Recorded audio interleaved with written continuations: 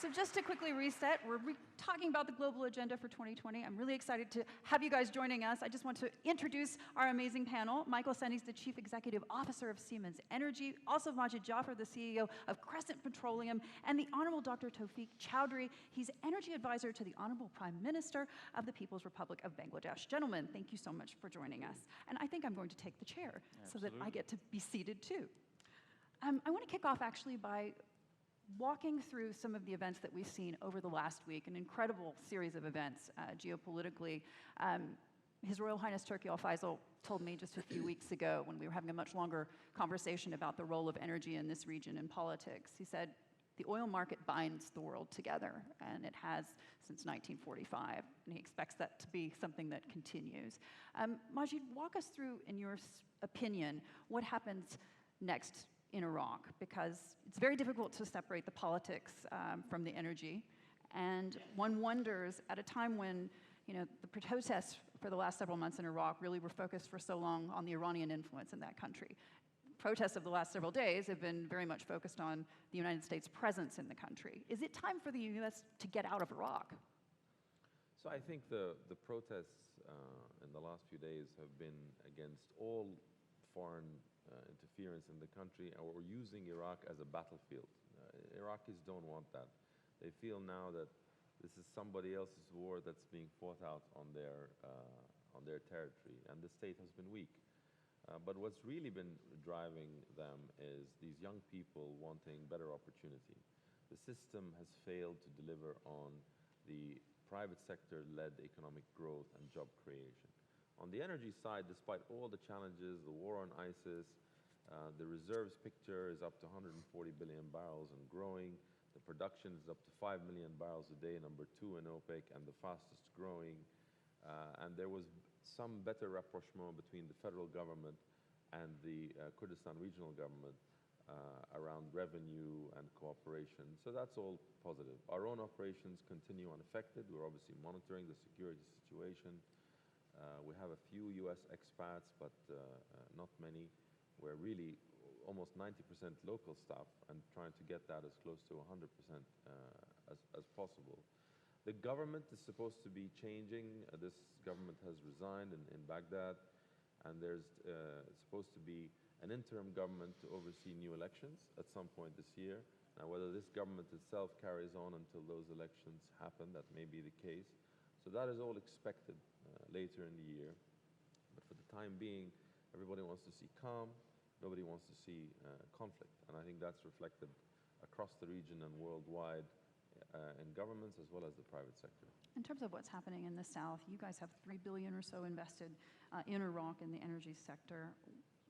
When you look at what happens more politically in the country, the danger of operating inside Iraq, this is something that folks in the region are more or less immune to in many ways, but certainly when it comes to international oil companies and the presence of Americans, we see folks get very jittery. Can you set the scene for us there in terms of what's actually happening on the ground? So our $3 billion actually as a group covers all sectors, including the ports in the south, the power sector. About half of that is in the oil and gas sector. We're a regional company, and we're there for the long term. Of course, we have insurance policies, security policies, and you can't be blind to risks, but we are committed long term. And yes, there are some Western companies who are very quick to withdraw or down tools when there is a risk. But we see other companies who will take a longer term view, in particular Chinese companies, committed to Iraq in a very big way, whether it's the national oil companies, private companies, service companies, and with capital as well. So I think the progress will continue in Iraq. The challenge now actually facing the country is infrastructure. The reserves are there. There are serious bottlenecks on export capacity, processing, pipelines, and policy and decision-making is holding back progress. And locally, the key priority is stopping flaring, reducing flaring of gas, but using the gas that Iraq has to deliver electricity. It's a tragedy that 15, well, more actually now, getting close to 17 years after the 2003 invasion, there's still big parts of the country who don't have 24-hour electricity per day, a lot less than that. And that was, again, one of the things driving the demonstrations. Dr. Chowdhury, I want to bring you in on that in terms of the moral imperative and necessity for making energy readily available. Obviously, it's something that you've been focused very, very closely on from Bangladesh. Talk me through the renewable versus traditional energy sources argument there, because your government has made it a serious priority to get the country electrified. Let me set the context correctly. We are a lower middle income country, and 2020 decade, if you look, we want to be a middle income country at the end of the decade, which means we want to be $1 trillion plus economy. Now the energy demand is growing about 10% per annum. But the priority is to give energy access to ordinary folks. These global compulsions, they come much later. So if we want to give, then the strategy is like an algorithm. It keeps changing as we are able to meet the hierarchy of needs. Now, for example, by following a very focused strategy, we have been able to give access to electricity almost to whole of the Bangladeshi population. But we didn't forget that there are other obligations or other opportunities. And you'll be surprised to know that we have about 20 million people who access ordinary energy services from solar system. These are called standalone solar home system. Innovations are also very important. I know you all talk about electric cars and Teslas and all. We have our small Tesla. These are three-wheelers, electric cars, about 500,000 of them. They're all high occupancy vehicles. They go around local village roads and all. Maybe someday we'll build upon that. So countries have to look for their own solutions as they progress to their pathways. And the Prince of Denmark is gone, but at least we have the asymmetry of economic power between importers and exporters. That remains a very sore point. And countries make budget based on some price expectation. Now, if they go haywire, then the budgets, you can't manage the budgets. And I would possibly think that OPEC or oil exporting countries may think in terms of having a fund for emergency financing, so that if the prices have spikes, importing countries could immediately access that finance, because the first impact is a cash flow problem. Then you have the other problem. As we move along, we are diversifying our energy mix. We started off with liquid fuel, moving out of liquid fuel. We are importing LNG now. We have 2 FSRUs. We are moving into gas-based power station. We'll be commissioning our first nuclear power plant in about a couple of years' time. We're trying to find out whether we have wind resources. It's all not only producing electricity, in consuming energy, you have to find ways of doing more with less. And it's very critical, I sometimes wonder when I see the glittering cities, I just wish if they turn off the light, maybe so much of energy could be saved. Or if we change our habits, we decide that we will not drive the car on a certain day, so much of energy can be saved. So it's a question of behavioral issues are there. We should not be feeding unlimited consumption. And we must restrain and be responsible to our place in the earth. So we are also focusing on them. I want Michael and Majid to jump in on that in terms of ESG and the energy narrative going forward in terms of the ability of companies looking eastward in terms of the money that you guys are thinking of putting into these different sectors. I mean, where do we go from here, Michael? So where to put the money and which sectors? Look, what we heard in the last couple of minutes is actually a perfect showcase how to allocate your resources and money, because this whole energy transition, what we heard, is happening at different levels from a different vantage point in each country. So, for example, we just heard, and Siemens is also very committed to Iraq, and we heard about critical infrastructure. There it is about building up, re-electrifying the critical infrastructure so that you can take the next steps in your country in taking your civil society to the next level. When I hear what's happening in Bangladesh, we also come into play because to cater more or less the basic needs in a mix of energy, we can help with technology. We can even help what we did in Iraq, what we did in Egypt, to help build from a conceptual point a roadmap how to electrify a country. When I look at here in Abu Dhabi and the Middle East, where I would say this is a perfect lab where you have a mix of different kind of sources, and you even go into very new fields. We haven't talked about hydrogen, for example, green hydrogen. We can go together with partners here in pilot projects. So when we talk about Germany, for example, then it's about how we build out the renewables, and then building out an energy system becomes literally a system topic. Because as you diversify your energy generation mix, the stability of the system and the grid becomes even more important.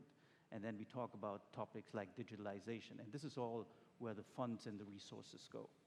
Majid, when you think about what happens next with regards to Iraq specifically and from the private sector perspective, you've said in the past that Iraq's oil reserves have the potential to exceed those of Saudi Arabia. Part of this is an issue of governance, no doubt, but what's holding Iraq back at this point? So I think infrastructure and policy would be holding back, and decision making on actually moving forward. You know, the reserve potential is clearly there. Picking up on actually Dr. Tawfiq's very, he summarized it in one sentence that yes, climate change and emissions, these are important, but we've got so many people who don't even have electricity yet. And this is, we heard from Fatih Zubey's presentation, there's a disconnect between perception and reality, and that the world has been led to believe, and by the world I mean really Europe and the coasts in the US, but that's where the capital comes from, the capital markets also, that somehow you don't need oil and gas anymore. And we can turn on to renewables tomorrow. Was that the Greta effect? Sorry? Is that the Greta effect? Well, it's actually, even though it isn't true, it's having an impact. There is a serious divestment agenda trying to withhold capital or withdraw capital from the sector, which could lead, there's been massive underinvestment in the sector in the last few years, and that could lead to more price shocks and actually more burning of coal then as a result in the developing world, because it's cheaper and it's available. So your emissions are going to go up further. So we have this situation where the concern is coming from the West, not to say that the developing world is not concerned about it, but as we heard, there are energy access priorities, which is an SDG that's actually higher ranked also. And at the same time, the growth in emissions is coming from the East. But the emissions per capita in these developing countries is half to a tenth or even below of the West. So there's an unfairness there. There's a sense of an inequality of emissions as well as income. It's like you, the West, are telling us not to take your path to growth, wherein we have all these people that we need to provide the energy to. So it's not being tackled in a holistic way globally. We saw that in Madrid, in the COP25. They couldn't agree on how to price the carbon and how to actually, so on the one hand, European countries are, subsidizing renewables for hundreds of billions, and yet the solar and wind is still 2% of global energy consumption. On the other hand, they don't want to consider green aid, as they call it. They don't want to really pay for the developing world where the emissions are rising to be able to have cleaner energy choices. And even more than that, when you have trade wars, and major economies like China need to import gas, for example, why would they choose that if there's going to be a supply security risk as well as just the cost side? We only have a few minutes left, but I want to get your opinion, gentlemen, just kind of down the line in terms of from the industrial, the private sector, and as well, obviously, the government sector as well as your deepest concern going into not just 2020, but the broader decade as well. Is it, the short-term price shocks that we're continuing to see as a result of the geopolitics? Is this something that you see going down the pike as a long-term impact on your investments and your strategies, or is it more broadly the investment case and how it's being shaped globally, given the concerns with climate change? Dr. Chandler. I believe in the destiny of mankind. So one single incident in Sarajevo or some other incident should not, wreck the system. So having faith in the system, we look forward to a decade where, we would come to terms with realities as we move forward. Like, as you said, our per capita footprint, carbon footprint is only 0.4 metric ton per annum per capita, whereas its OECD countries is 20 metric ton per capita. So we should not be sharing the burden, and we want, the other countries and multilateral organizations to appreciate our challenges. We are setting up some coal-fired power plants with the best technology, almost clean coal, but all these other multilateral organizations are not even touching those projects. We have to find other ways of doing it. But this kind of discriminatory policy in terms of time horizon, it wouldn't do very well for the world. But I'm sure we will get into our senses, we'll cooperate with each other. You're a very wise group of people. Our times have passed, but I think we'll be able to put together our head and work out something good for the world. Majid.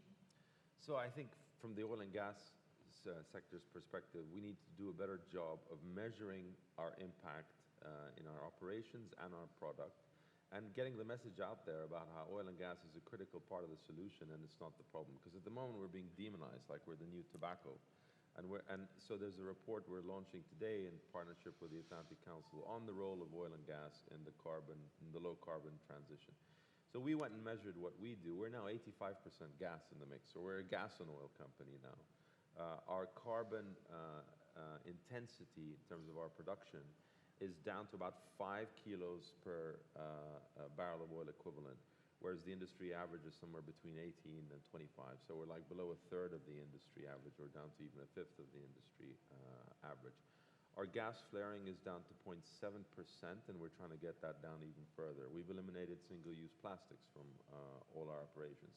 And more importantly, the gas we've produced in the last decade, substituting for diesel for power generation, has enabled savings of 35 million tons of CO2. That's like taking all the cars in the UAE off the road for 2 years. And we plan to more than double that over the next decade. And as we heard from Fatih Birol at this meeting last year, gas substituting for coal has had 100 times bigger impact than electric cars in reducing emissions. But we as an industry need to get these messages out much better than we have been. Michael. Yes, actually, I'm not concerned, also not looking into the decade, because I know the issue which we debated for the last couple of hours between, the rising demand for energy, 1 billion people not having energy, access to energy, yet the impetus and the need for decarbonization. This is exactly what I feel is our mission as our company, because our technology and our capabilities will serve as a bridge and will bring the solution. So as an industrial leader, I think we should take lead and responsibility. And that includes that we need to have a dialogue, a much closer dialogue, also with this polarizing end, because it's not only the topic as such. You see this polarizing in civil society. You see a younger generation in many countries speaking up, and then there are the needs of the others. And as they go far apart and have more radical views maybe, who is the bridge? Who takes the responsibility and then caters solution? This is exactly where I feel we can offer something. We will offer something with clear proof, and also need to be very much in touch with politicians, because the only impediment I see which will hamper that process is the regulatory environment. So can I get a sense of more or less optimistic than you were a year ago about the economic outlook? Please. There's no other choice. You live life with optimism, and we firmly believe that also. So I'm certainly optimistic on the economic outlook and the potential for good that our industry can do.